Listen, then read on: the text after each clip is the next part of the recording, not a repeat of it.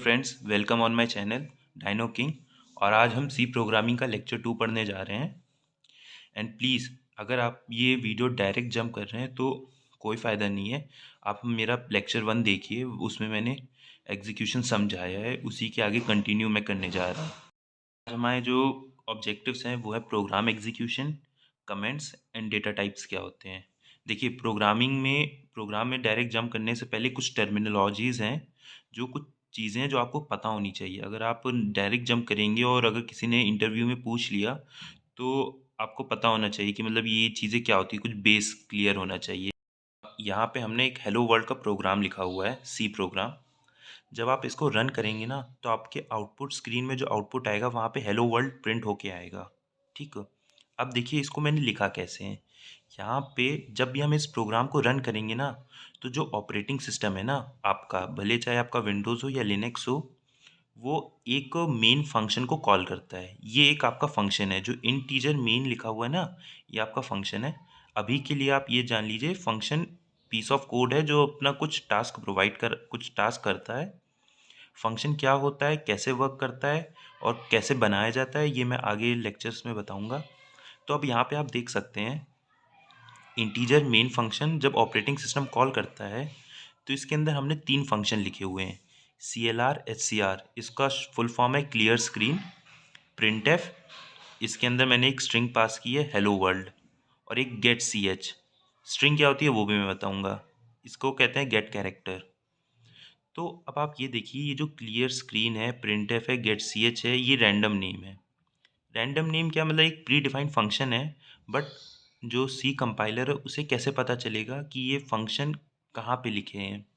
तो इसीलिए जो हेडर्स फाइल होती है ना, stdio.h, conio.h और बहुत सारी चीज़ होती हैं, windows.h, वो सब हम पहले लिखते हैं सबसे पहले। तो यहाँ पे आप देख सकते हैं #include stdio.h, #include conio.h, ये आपकी प्री प्रोसेसर होती है। जब भी प्रोग्राम कंपाइल होता है तो सबसे पहले मैंने बताया था कि प्री प्रोसेसर कमांड एग्जीक्यूट होता है। तो जितनी भी ये हेडर्स फाइल होती हैं, अगर आप अपने सिस्टम में जाएंगे जहाँ पे सी प्लस प्लस का कोड, जहाँ पे मतलब सी प्लस प्लस का सॉफ्टवेयर इंस्टॉल्ड है, तो वहाँ पे एक हेडर्स फाइल नाम का फोल्डर होगा जहाँ पे ये सारी हेडर्स फाइल इंक्लूडेड होंगी। तो जब आपका कोड रन होता है ना, कंपाइल होता है, तो उस टाइम पे प्री प्रोसेसर क्या मतलब, प्री प्रोसेसर सॉफ्टवेयर वो सब सारी हेडर फाइल को यहाँ पे लिंक ले आता है। ठीक है। तो ये क्लियर स्क्रीन, प्रिंटफ और गेट CH, इनका डिक्लेरेशन इन 2 हेडर फाइल में है। बट ये फंक्शन वर्क कैसे करते हैं, उनका एक लाइब्रेरी फाइल है, वहाँ पे लिखा हुआ है। और उसका उसका एड्रेस इन 2 हेडर्स फाइल में है। मतलब इन हेडर फाइल में पता है कि हमें कौन सी लाइब्रेरी फाइल को रन करना है जब हम ये फंक्शन कॉल करेंगे। ये तीनों, एक बार मैं फिर से बोल रहा हूँ, ये तीनों एक प्री डिफाइंड फंक्शन, मतलब पहले से ही डिफाइंड हैं और इन जिनका कुछ काम करना होता है। अब हम यहाँ पे देख सकते हैं, जब हम इंटीजर मेन के अंदर आए, ठीक है, यहाँ पे एक सेमीकोलन जैसा लगा हुआ है। तो सेमीकोलन का मतलब ये होता है कि लाइन टर्मिनेट हो गई है, कि अब इसके आगे आप दूसरी लाइन लिखिए। ठीक। अब जैसे कि आप देख सकते हैं कि यहाँ पे मैंने क्लियर स्क्रीन लिखा है, printf get CH। Clear screen का मतलब होता है स्क्रीन को क्लियर कर देगा, जो हमारी आउटपुट स्क्रीन आएगी उसको सबसे पहले क्लियर कर देगा। फिर प्रिंटफ के अंदर आप जो भी 2 सेमीकोलन के अंदर आप जो भी वर्ड लिखेंगे वो प्रिंट हो जाएगा उस स्क्रीन में।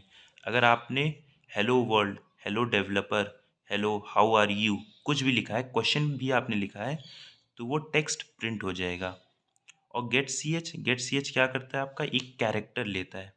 जैसे ही आपका ये कमांड एग्जीक्यूट हो जाएगा तो आपका जो प्रोग्राम होगा वो होल्ड कंडीशन में रहेगा तब तक जब तक आप उसमें कोई एक कैरेक्टर, मतलब कीबोर्ड से कोई एक बटन हिट नहीं करते, तब तक वो चलता रहेगा कोड आपका।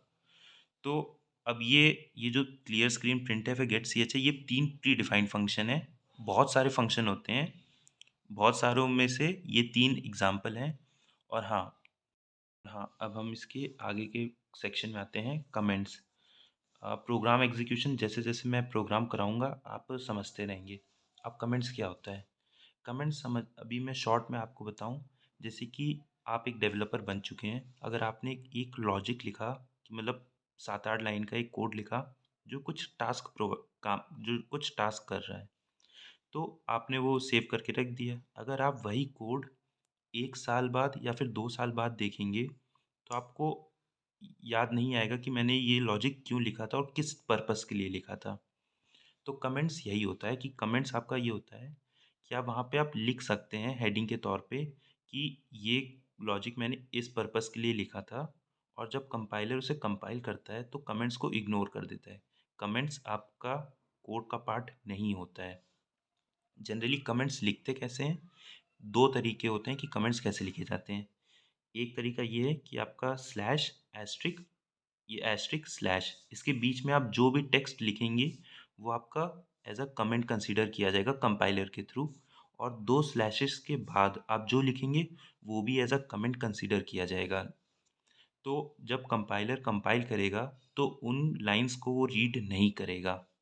यहाँ पे मैंने लिखा है कि these are those line which are not considered as a part of a code, the text which is write between right here, और इसके बाद जनरली ये मल्टी लाइन कमेंट कहा जाता है और इसे सिंगल लाइन कमेंट कहा जाता है। जैसे आप देख सकते हैं ये एग्जांपल। ठीक। अब हमारा इसका मेन टॉपिक है डेटा टाइप्स, जो थोड़ा सा इम्पोर्टेंट है। और देखिए, डेटा टाइप्स हमारे 2 तरह के होते हैं। एक होते हैं प्राइमरी वेरिएबल्स, दूसरे होते हैं सेकेंडरी वेरिएबल्स। प्राइमरी वेरिएबल्स होते हैं हमारे जैसे कि हो गए इंटीजर, कैरेक्टर, फ्लोट, डबल।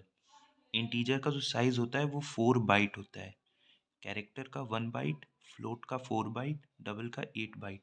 याद रखिए 1 बाइट इक्वल टू 8 बिट्स। ठीक। जब भी आपको इंटीजर से डील करना होता है, जैसे इंटीजर मतलब 1 2 3, तब आप इंट वेरिएबल का इस्तेमाल करेंगे। जब आपको कैरेक्टर इस्तेमाल करना है जैसे कि ABCD या फिर 1 2 3 4, ये भी आप कैरेक्टर के फॉर्म में ले सकते हैं, तब आप कैर का इस्तेमाल करेंगे। और फ्लोट हो गया मतलब आपका डबल, मतलब डेसिमल के प्लेसेस में, जैसे कि हो गया 1.23, 1.31। देखिए 1.31, 1.2 जो पॉइंट डेसिमल में वैल्यूज़ हैं उन्हें फ्लोट हम कंसीडर करेंगे। इंटीजर में आप अगर 1.3 रखेंगे तो वो रिजेक्ट कर देगा, वो सिंपली 1 कंसीडर करेगा। बट जबकि आप फ्लोट में अगर 1.3 रखेंगे तो वो कंसीडर करेगा। और डबल भी फ्लोट की वैल्यू ही रखता है, बट फ़र्क इन दोनों में बस इतना है कि ये 4 बाइट लेता है, ये 8 बाइट का साइज़ होता है। अभी मैं बताऊंगा कि बाइट का मेमोरी से क्या रिलेशन है। हम जैसे कि यहाँ पे देखिए 1 बाइट इक्वल टू 8 बिट्स होता है, तो जनरली इंटीजर 4 बाइट का होता है, इसका मतलब 32 बिट हो गए।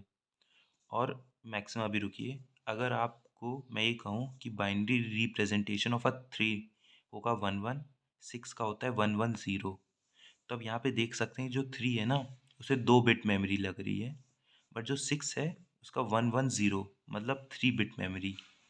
तो हम टोटल मैक्सिमम नंबर कितने इंटीजर में स्टोर कर सकते हैं? 2 की पावर 32 - 1।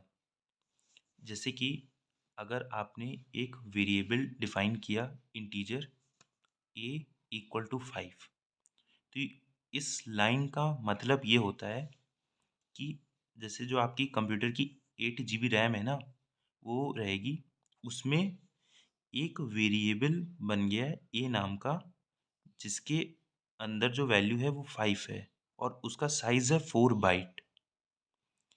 अगर आप एक और वेरिएबल डिफाइन करते हैं इंटीजर b इक्वल टू 6, तब उसके साथ साथ ये होगा कि एक b नाम का भी वेरिएबल बन जाएगा, एंड उसकी जो साइज़ होगी ना वो भी 4 बाइट होगी, एंड उसके अंदर 6 इंसर्ट हो जाएगा। अब देखिए जैसे मैं इंटीजर है ना 4 बाइट, 4 बाइट इसका मतलब ये हुआ कि इसमें मैक्सिमम 2 की पावर 32 - 1 इतने ही नंबर आ सकते हैं।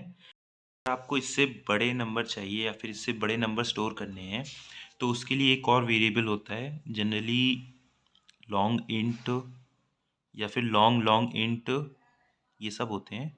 बट अभी के लिए आप इतना जान लीजिए लॉन्ग लॉन्ग इंटीजर। ठीक। ये आपका 8 बाइट होते हैं, 8 बाइट के।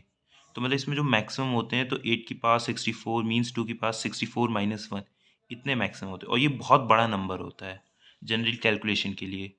ठीक। अब हम इसमें आते हैं कि सेकेंडरी वेरिएबल्स क्या होते हैं। तो अगर हम सेकेंडरी वेरिएबल्स देखें तो एरे हो गया, स्ट्रिंग हो गया, स्ट्रक्चर हो गया, यूनियन हो गया, एन्यूमरेटर हो गया, ये सब सेकेंडरी वेरिएबल्स होते हैं। और सेकेंडरी वेरिएबल्स क्या मतलब, ये सब जो बनते हैं ना, ये प्राइमरी वेरिएबल से ही बनते हैं सेकेंडरी वेरिएबल्स। और हाँ, ये कह सकते हैं कि इनका जो बेस होता है वो इनका प्राइमरी वेरिएबल होता है। अब जैसे कि अगर हम स्ट्रिंग बोलें तो स्ट्रिंग क्या होता है? स्ट्रिंग आपका कलेक्शन ऑफ कैरेक्टर्स। अगर सपोज के तौर पे अगर हमने ये लिखा है हेलो, तो ये जो कैरेक्टर है ना HELLO, तो ये ग्रुप ऑफ कैरेक्टर्स हैं, इसको कहते हैं string.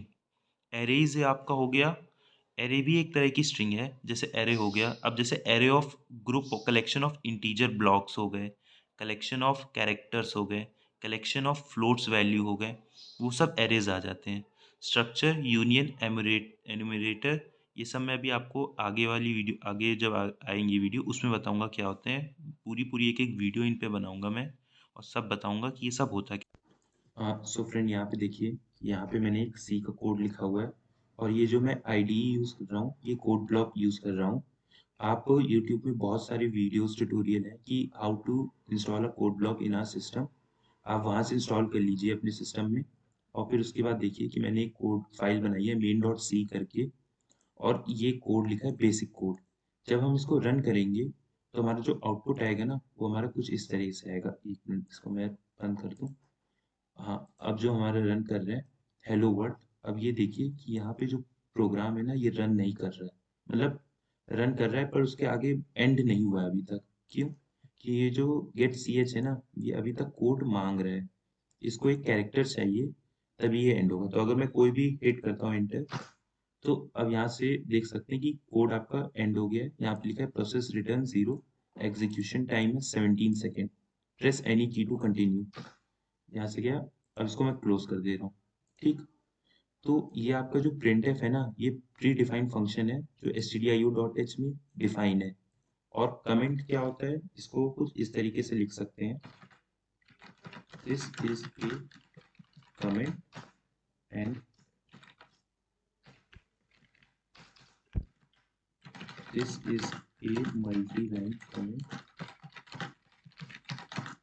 And this program print hello world. तो आप देख सकते हैं जब हम इसको रन करते हैं ना, तो कंपाइलर इसे इग्नोर कर देगा। अब यहाँ पे देख सकते हैं, अगर मैं ये गेट सी एच यूज ना करूँ, सीधा रन कर दूं, तो यहाँ पे हेलो वर्ल्ड और ये कोड टर्मिनेट हो गया अपने आप, क्योंकि ये कैरेक्टर नहीं मांग रहा था। गेट सी एच आपका कैरेक्टर मांग रहा था इसीलिए। सो गाइस, अगर आपको ये वीडियो अच्छी लगी देन प्लीज़ लाइक कीजिए, शेयर कीजिए, सब्सक्राइब कीजिए। और ऐसे ही आगे मैं वीडियो कॉम्प्लेक्स प्रोग्राम बनाता रहूँगा आपके लिए। Thank you very much.